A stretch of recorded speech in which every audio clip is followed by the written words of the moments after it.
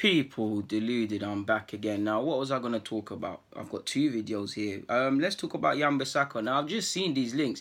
Apparently, where's my other phone? I even got my other phone, but one journalist tweeted, I don't know if he's fabricating the story or what, that Arsenal are interested in Wan Bissaka. Now, that's not what he's fabricating. Clearly, we're interested, as like any club would be interested if it became optional. But apparently, we're really interested and we're open to possibly swapping Reiss Nelson and Maitland-Niles or people. I never specified, but I'm going to assume either or plus funds to get Wan Bissaka. Now, I'm up for it, man. I can't understand. Obviously, you could say it's early and stuff, but I can't understand how Wan Bissaka's not in the England squad. Obviously, we're fresh off the World Cup, so similar to Giroud being in the France squad, you're still going to see managers playing favourites. And I think Kyle Walker was definitely there. Trippier's there, and there must be another right back. I think Trent's there. Trent deserves it. Walker's been good. I think you've got to ask questions of Trippier. Now, Walker could be, if Southgate wants to do that free at the back, you can see Walker being used as a centre-half. Personally, I think Wan Bissaka should have been there. Forgive me if I'm wrong, but I didn't see him in the under-21s either, so I don't know. Just down to him to keep working and doing his thing. I like him. I really like him, man. Obviously, he's decent going forward. He probably can improve in that regards. He's very strong. He's very good 1v1. He's not easy to get past. He's not perfect. Of course, there's times we could do better, but he's definitely a good player. The problem with Arsenal now is the dynamics now. Because of the club he came from, because of the English premium, he's costing 40, 50 million. Now, whether you believe that or not, ideally, in an ideal world, as good as I think he is, I would love to pay 25. And that's, yeah, man, that's because of inflation. I have no qualms departing with 40 million with him. The only issue is, do Arsenal have that? We know Arsenal have that, but is it available for us to use? Which would be no. So you could see that I would assume Reiss Nelson and Maitland-Niles is on loan. I would assume that, and I'd be some serious question marks if it isn't, because we've signed them both to new deals.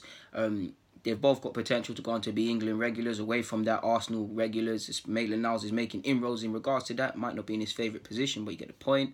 It wouldn't make sense. It really wouldn't make sense. It would be good for Palace because they would if we was to give them finances, we're giving them finances and or two players that have potential to be first team regulars for them, to be England regulars, and to make profit for the club. So it would be silly.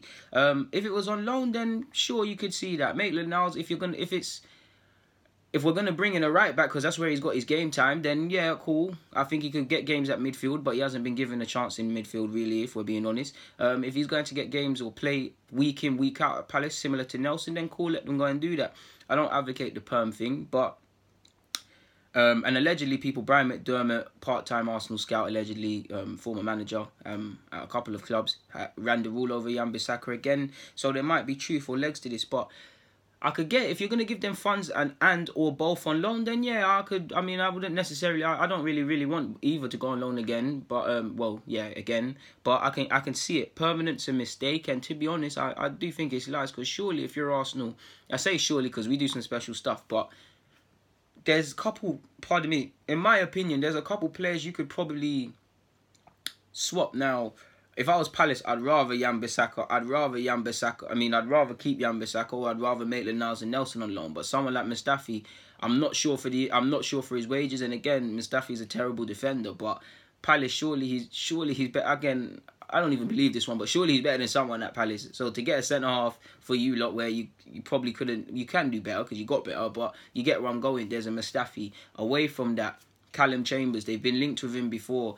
His future is up in air. He signed a new deal, was talked up earlier in the season, but he was then palmed out on loan. And if we're honest, we don't know what his future entails. He's a centre-half. He's been plugged at right-back at times. He's a centre midfielder by youth and by trade, where he's been playing at Fulham. So we don't know what we're going to get. If I was him, I'd want to have honest conversation with Unai Emery. And if I'm not, I don't think you should be given assurances if you're going to play every week. But do I have a realistic chance of, if I'm training from Monday to Friday, how big is the chance of, if I'm playing well enough and training well enough, am I going to be involved in a match day and play a decent amount of games?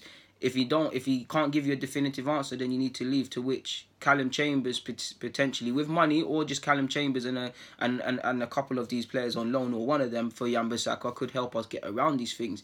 And then they surely can do a job for Palace. Surely can give them something. So you'd like to think he also get to stay in London as well. So surely there's that. The Mustafi example was weak, people, but possibly Mustafi again. There's several players I would look for. I know, even for argument's sake, Ospina's move is done to Napoli allegedly, if you listen to Carlo Ancelotti. But someone like Ospina, a couple of players before Reiss Nelson, Nelson. Reiss Nelson on loan to Palace would be a good thing. He'd get to play week in, week out in the Premier League, or at least compete to. Roy Hodgson, like you saw with Wan Bissaka, will eventually give you a chance, and it's down to you to take it. You look at Ruben Loftus-Cheek last season, he'll give chances. I think Maitland-Niles would benefit greatly as well, because I do think for Palace he'd feature at fullback, but equally he'd be playing in midfield, he'd be playing in London as well. Palace got some good fans who support the players as well, so you'd have to deal with the pressure of performing, because I've been to Selhurst Park. I do think it needs what's the word, people? When you want to refix stuff, man, I can't remember it. Not reinvention. You know, you don't know what I'm getting at, man. When you want to fix up a stadium, man, innovation, that's it, or whatever it's called, renovation, that's it. I do think it needs a couple of them things, and it is quite outdated, but I feel it's a very good stadium in terms of atmosphere. So there's that sort of thing, which the Emirates don't have atmosphere. I will never say that again, people, but I won't keep it honest, man. At least I'm not employed by Arsenal anymore. Well, I say anymore. I've never been employed by Arsenal. I've worked at Arsenal for Delaware, but yeah, until Arsenal employ me in some capacity, I could say honest things. So, yeah, man, I think it's nonsense for what it is. I don't feel it's anything other than clickbait and a nonsense story. But I would love Wan Bissaka. Imagine him and Bellerin competing for the spot. Arsenal fans, I will say, we're a bit weird in that.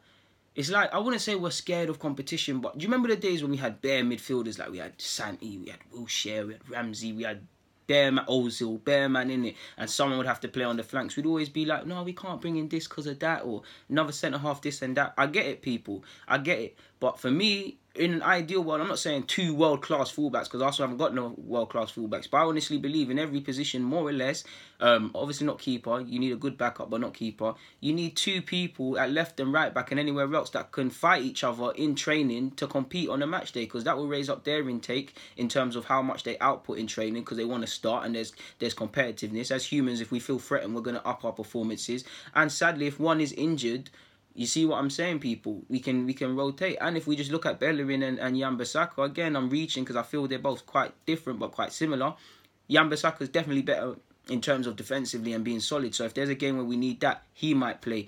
Bellerin's probably more of a free spirit. I think Wan Bissaka is probably better than him.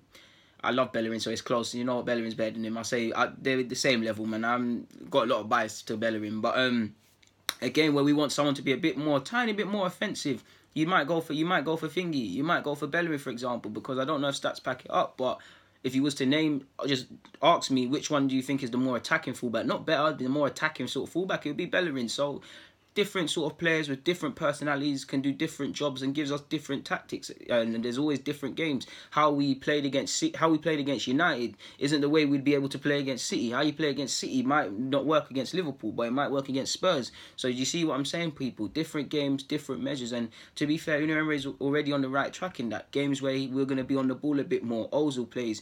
Ramsey's had a good season, but more or less he's been a bit part player. But you look at the top 6 games, just in isolation, he's starting every one of them more or less. So different games call for different personnel. 3 at the back, you might play Monreal at fullback at centre half to kind of, you see what I'm saying, kind of give Kohler more of a license, and you might play a couple more attacking midfielders because there's that handbrake. Do you see what I'm saying? Or we might need 4 at the back. Do you see what I'm saying, people? Different games. But we're going off topic. For what it's worth, I feel it's nonsense. I do think it's nonsense. I would love Wan Bissaka, but I feel it's nonsense. I hope it's not nonsense. Well, at least in regards to if it is permanent. I just feel it's nothing more than clickbait. So I'm going to spare you lot the time. I'm not going to leave you lot to waste any more of your time. But on that note, people, thank you for watching and sticking with me. Deluded, it's been a pleasure. I'm out. Comment, subscribe, share the vid, like it for me. Please comment. I'm out.